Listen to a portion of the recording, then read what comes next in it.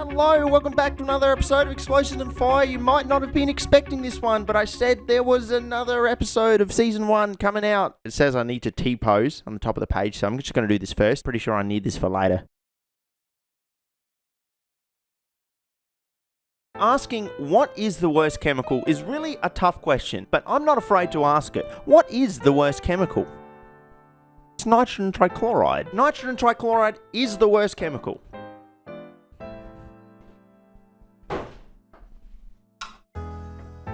A lot of people have heard of nitrogen tri-iodide, otherwise known as touch powder, which is this lovely purple explosive. But a lot of people haven't heard of nitrogen trichloride. If we go to its Wikipedia page, apart from being this god-awful shade of yellow, its other sins include forming from pee and swimming pools and irritating people's eyes. That's... We'll get back to that one. In the early 1800s, it nearly assassinated Michael Faraday, who would go on to become one of the most important scientists in history due to his discovery of benzene. Benzene, it's back!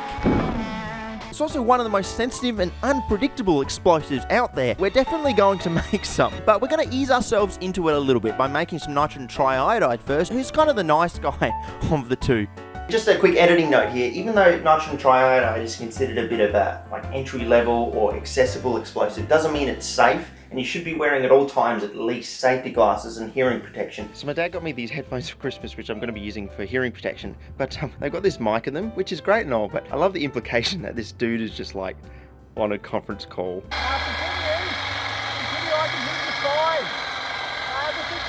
Cool, yeah.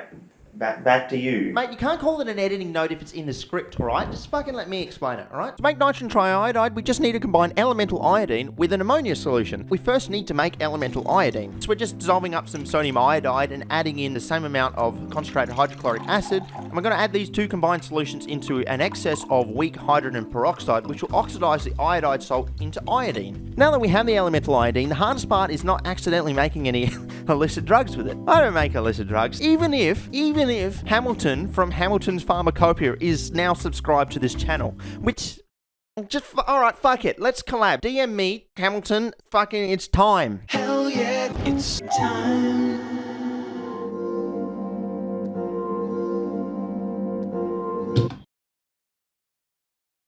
That's art. That has to work. All we need to do now is add the iodine to the ammonia, and we're just letting this sit in a shitty plastic cup. I don't know who needs to tell you this, but you're allowed to use shitty plastic cups when making explosives. Doesn't all have to be in glass beakers, because you're trying to limit the amount of shrapnel you have. Do it in soft plastic. I'm giving you permission. Use the shitty plastic cups. They're like beakers, but you don't have to clean them. They just go straight into the ocean. And oh no. Now we can just get some of that solid, and we're leaving it out in the hot Australian sun to get dry. And while it's not strictly essential, at this part I always like to get really, really sweaty. I think it's just part of the experience, you know. We're only these for like 10 minutes, if that. Ready for the review? Oh yeah. The magic of nitrogen tri-iodide is it's not very sensitive while wet, but as soon as it dries out, it forms one of the world's most sensitive explosives. That even a simple tap with a stick here will detonate it.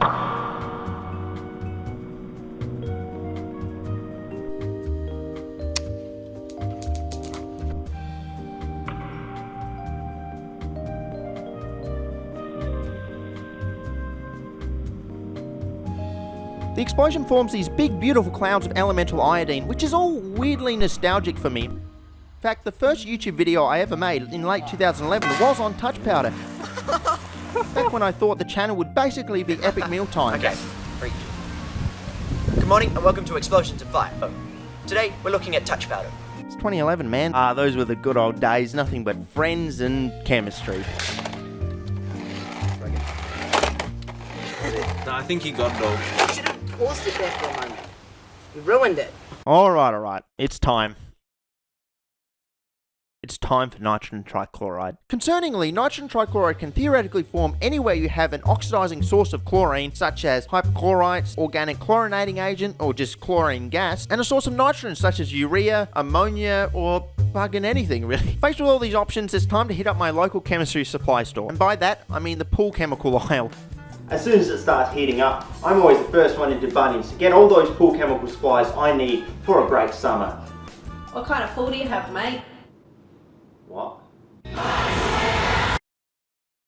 This compound here is TCCA, trichloroisocyanuric acid. This chemical reacts with ammonia to form nitrogen trichloride with a few small obstacles. The first one being, if the ammonia is too concentrated, it will all just blow up straight away. You can't have that. Also, nitrogen trichloride is so reactive, if it gets on a plastic container, it can potentially detonate because it's reacting with that organic material. So you also don't want to do it in glass. You don't need to do everything in glass if you're making explosives. So this strange compromise here is I'm using this Teflon sheet to hold the TCCA blocks so that nitrogen trichloride as it forms won't hit any plastic and will sit in this Teflon here.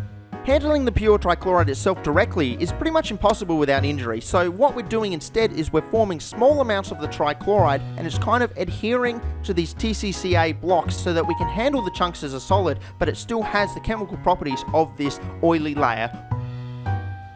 The longer we leave the TCCA in the ammonia, the more the nitrogen trichloride builds up, which, in case it's not obvious, I will point out if you're doing a reaction between an oxidizing chlorine and a nitrogen source and you see this type of thing happening, try and stop it or run away. This is a very bad sign. Seriously, the more yellow this goes, the more likely it is just to blow up at any moment. We take the blocks out after a short time, say a few minutes. We don't generally see too much of an energetic reaction because we haven't built up too much nitrogen trichloride. If we leave the blocks in for a medium amount of time, say half an hour or so, we start to see an energetic reaction from the surface. That surface starting to, puff off or, give some reaction to flames as there's so much trichloride adhered to it. Longer reaction times, however, let the trichloride build up to the point the whole block will detonate.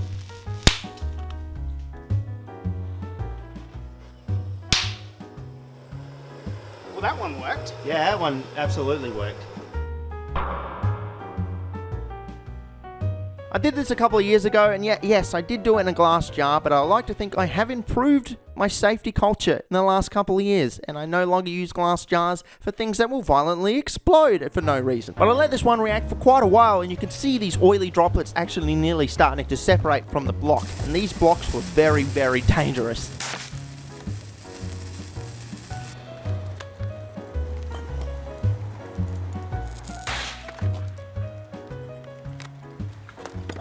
Alright, so we've just seen some full detonations of nitrogen trichloride, and I bet you're still sitting there feeling a little disappointed. You're the kind of person that watches a car race hoping for all the cars to just crash into each other. To be honest, I do totally see your point. It is a shame we don't see this nitrogen trichloride as the free-flowing liquid it is. I think it's time to shamelessly plagiarize, but in a formally accepted manner. That's right, it's literature review time.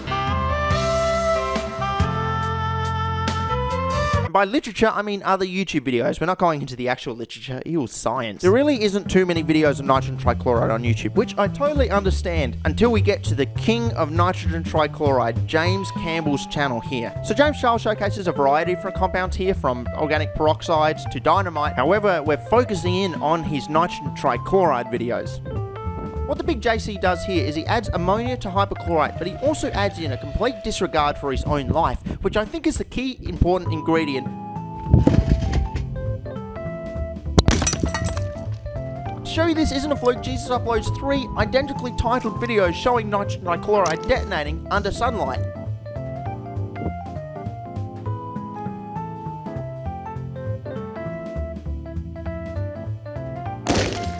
See what I mean about the glass? It's always the glass. He also manages to condense enough of the liquid to show it off to the camera. And so this is a video of nitrogen trichloride.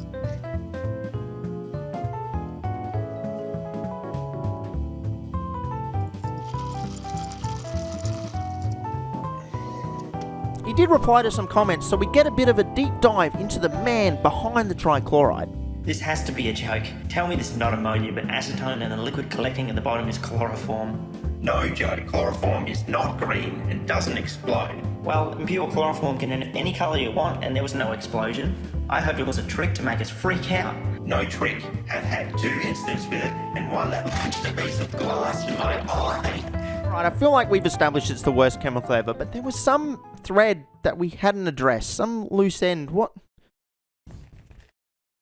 Oh yeah, the peeing in the pool bit. Honestly, I don't really feel qualified enough to talk about piss and piss chemistry.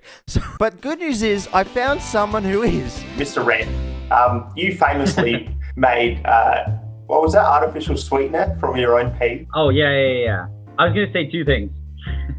Mr. Red. I don't know if I like that. And also, I don't know if I agree with famously. But yes, I did do that. So would you count yourself as a piss chemist? I wouldn't say that I'm an expert, but I would say that I have knowledge. Was there any point during the synthesis you were like, this is not what I should be doing? Or did you just power through it? Kind of funny enough, the actual synthesis didn't smell very bad. It had kind of like, because there's always that revolting pee smell of like, a nasty unkept bathroom. It was about like the halfway point or more that I think the heat starts to break down some stuff that's in there, and it starts to really smell. Start wondering if the neighbors are going to wonder why just the whole area like around where I was doing it just smells terrible. I think now it wasn't a last minute decision that I did it outside, but it definitely wasn't originally planned that way. And I'm glad I did. It's almost all water coming off. It was like... Well, it's like 9% water or something. Right. I'm making a compound called nitrogen trichloride or trichloramine made from pee and the hypochlorite from the pool. Is that an explosion hazard? Like, can I still freely pee in a pool? It's surprising that not many people, or as many people know about it, but it is a pretty big hazard. Like most indoor swimming pools are on the verge of a detonation. I think it's pretty like miserably low.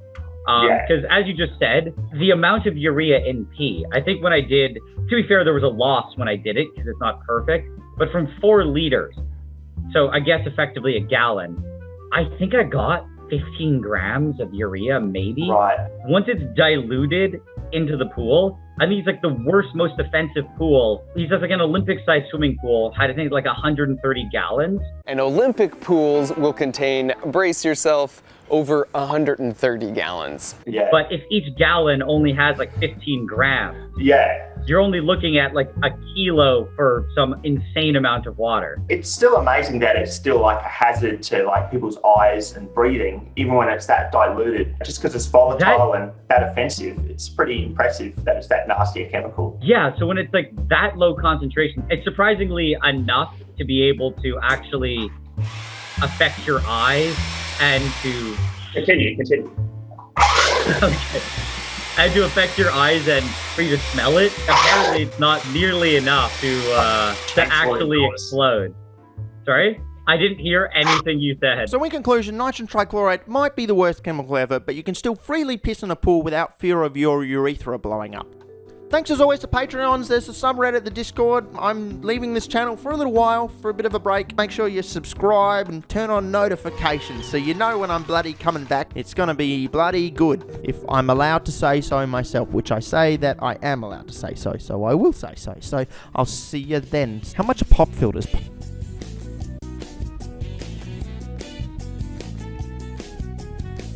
So wait, so that you just wanted me to randomly give an explanation so you could just pull the trim around? Yeah. Okay, I mean, that worked. I respect it.